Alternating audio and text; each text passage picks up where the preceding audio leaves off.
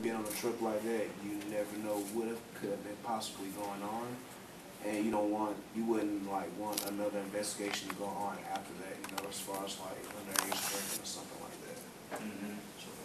Yeah, I think as I recall, it was pretty clear or highly suspicious that you would have that many people die in a house fire in the middle of the night and not have something going on, whether it was underage drinking or smoking pot or something. There was something that those kids were doing that prevented them from getting out alive. So that was sort of in the back of our minds.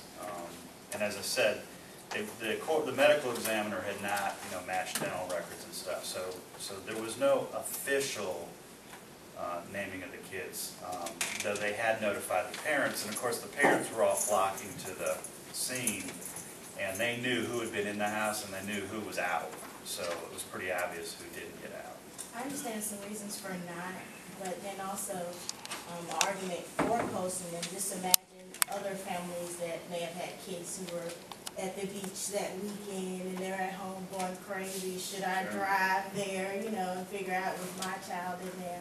So it's also, by publishing name, that can also kind of take some of the stress out of the families that don't know, okay, my child, wasn't there, or maybe not even saying, who's deceased or who's not, but this is a list of the kids who, were at that house that day, or maybe some who to contact, down there at the police to figure out, was your child involved? Because I know there were a lot of parents who knew that their kids were on vacation during that time, and I remember them on the news, like, just kind of going crazy. Oh, we're waiting for any word, from our child, Yeah, as a parent, you would naturally, even if it wasn't clearly your kid, you'd still worry maybe there was some reason my kid was at that house. I don't know. But keep in mind that essentially all the names were out there.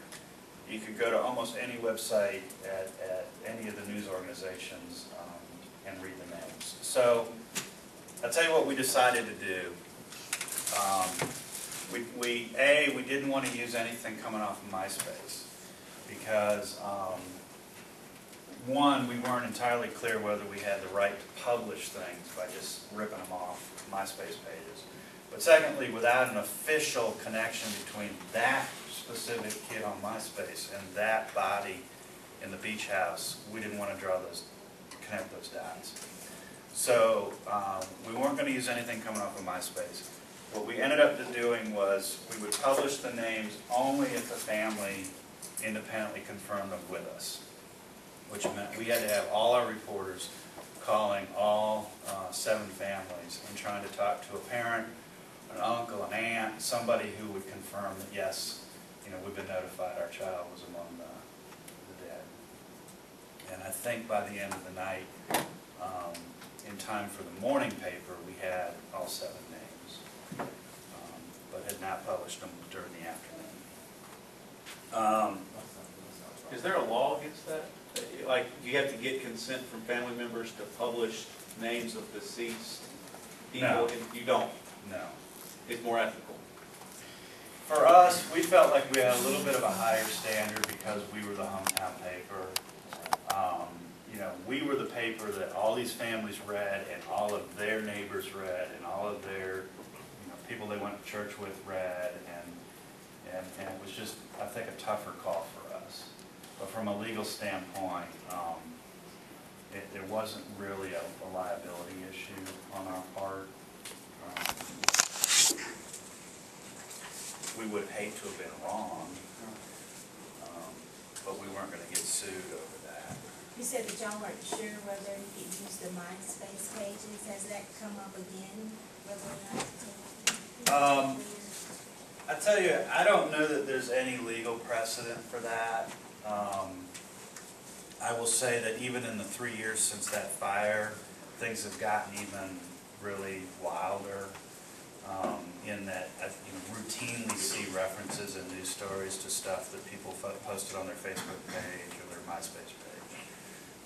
It seems like it's sort of fair game among news media organizations, but that's not to say it's not an enormous challenge for us. It's almost like using Wikipedia for a news story. Yeah. I mean, Yeah. Yeah. It's the same kind of argument. And in the old days, a newspaper wouldn't be caught dead anywhere near that. You know, they just wouldn't do it. Now, news organizations are almost being forced to do it.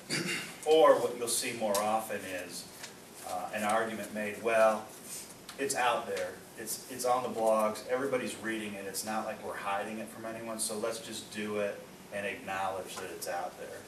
And then you get into a situation where this contrast that they talk about between assertion of fact and verification, where we just simply assert something, that this person was a victim in this fire, without actually verifying it and then quoting the sources, according to the medical examiner's office, blah, blah, blah.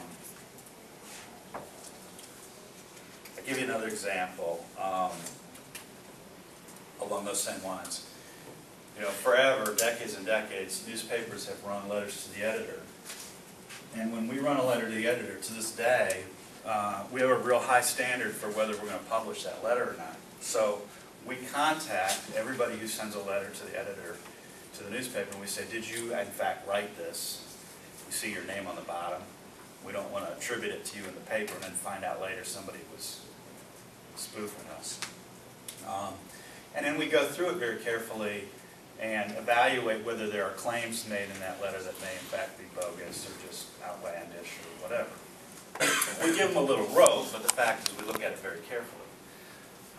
Now, we've got, like any other website, reader comments on the stories. And anyone can log on the site, read a story, click the post a comment link, and leave a comment that's not only unverified, they're posting it anonymously. We have no idea who these people are. They're usually using a screen name, which we sort of invite them to do. And it just goes out instantly. So the question becomes, you know, are there comments that are being posted on these articles that would never, ever make it onto an editorial page as a letter to the editor? And absolutely, that's the case. It's an entirely different standard. We had a case a few months ago, happened to be a case of somebody I knew personally, who was a high school teacher in Grenville County, who was driving home from a friend's house. He'd had a couple of glasses of wine. That was my teacher. That was my teacher. And struck somebody on Wade Hampton Boulevard and killed him. Turned out the teacher was not charged with DUI because he wasn't. They did a breathalyzer and he wasn't drunk. Turns out the person who was hit was drunk. In fact, had been running from one bar on one side of the highway to a bar on the other side of the highway. But the comments that were posted on that story were, you know, pretty vicious. And, you know, people who post comments behind this cloak of anonymity feel pretty willing to say almost anything about people they really don't know and about circumstances they really don't have any knowledge about. So the question becomes, now we have a terms of service online. We have certain rules about what you can post and what you can't post, but assuming they're not violating the terms of service, they're just stating their opinion and they're just doing it in a pretty ugly way, how many of you would delete the comments from the website?